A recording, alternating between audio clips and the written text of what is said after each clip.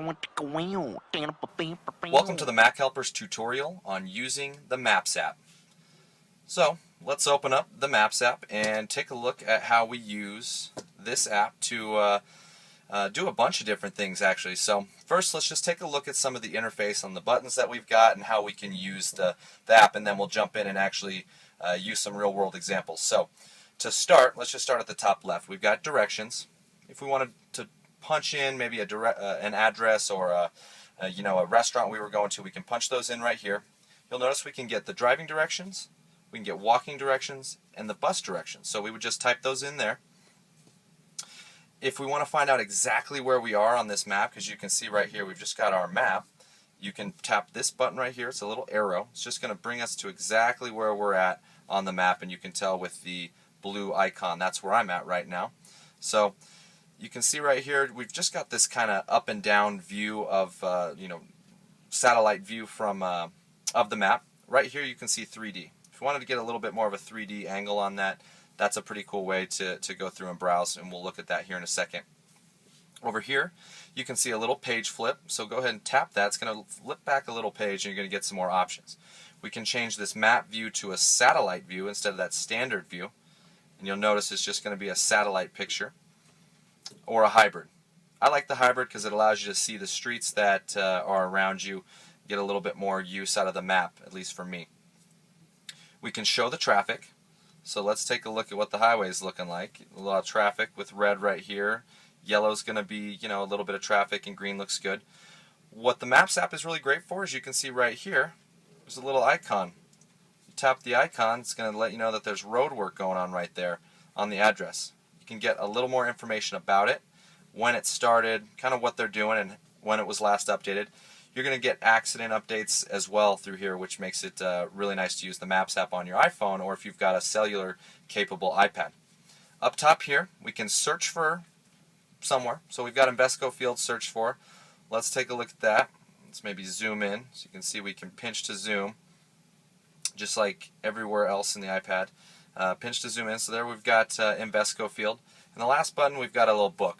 This is going to be our contacts and bookmarks of places that we've saved. So we can come through and we can get contacts, addresses, and get directions that way. So now that we can see Invesco, go Broncos, by the way. You can tell we're looking at the Broncos Stadium.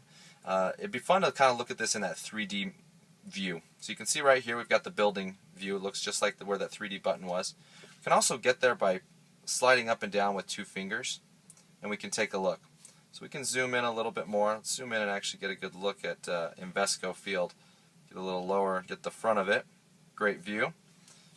2 fingers just kind of turning it. We can turn our stadium around and kind of really see, what does it look like. Maybe we can come all the way back around and get a good view of Denver. And you can. It's really fun to go around, check out your neighborhood, check out your house, check out places you maybe want to go travel to, and just look at them in 3D and look around and have some fun with it. If you want to take it off 3D mode, just slide the 2 fingers back up, or you've got the button right down here. So a couple other things that we can do through Maps is, let's say we want to find an Apple store. Go in and type in Apple store. You could do this for a restaurant as well. So we've got one up at the 29th Street Mall. That's up in Boulder. So we can come in and we can find where it is. Great. Shows that there's a little traffic. You've got some options here once you pull up your specific searches. You've got the driving directions, this little car button. Let's go ahead and just push that to get an idea. It's going to give you that warning to, hey, be careful when you're driving to not be looking at this, and it's going to give me a suggested route. First of 3 suggested routes. So I can tap different routes and get different options, and it's going to tell me how long it's going to take me to get there. I could go ahead and hit start, and it's just going to route me. It's going to tell me to turn left, turn right. You can slide through these different directions so that you can get there quicker. You can zoom in and zoom out and kind of see the whole route, or you can come back up and take a look at the overview completely again. So let's go ahead and tap back on the 29th Street Mall Apple Store. And let's just say I'm not worried about the directions right now. I'm more worried about finding out some information about them. There's an I to the right of their name for information. It's going to give some information about them. 29th Street Apple Store. We've got the phone number. We've got the website. We've got the address. We can get directions. I can share this to a contact. I can send a message to them, to someone else. I can add it to a bookmark, or I could report a problem if that was not the correct address. Most of the time, it's calling someone that you want to do, or you want to check out a website. If it's a restaurant, you wanted to maybe see the menu, you can go to their website from there, or you're going to get directions. The other thing, sending a message, you could send a message directly to them. I doubt that they're going to answer, but if it was maybe a contact in your contacts that you were looking at, you could send them a message. You can share.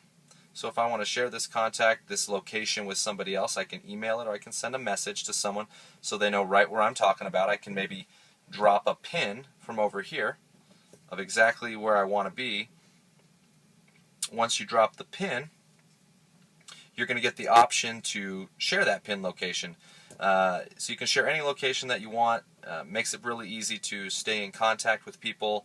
If you're planning parties, you can put pin locations in, and you can send those locations to people, or you can let someone know, hey, here's the restaurant we're at, and share that location. So that is about it for using the Maps app on the iPad. Hopefully this helps you get up and running and using the maps.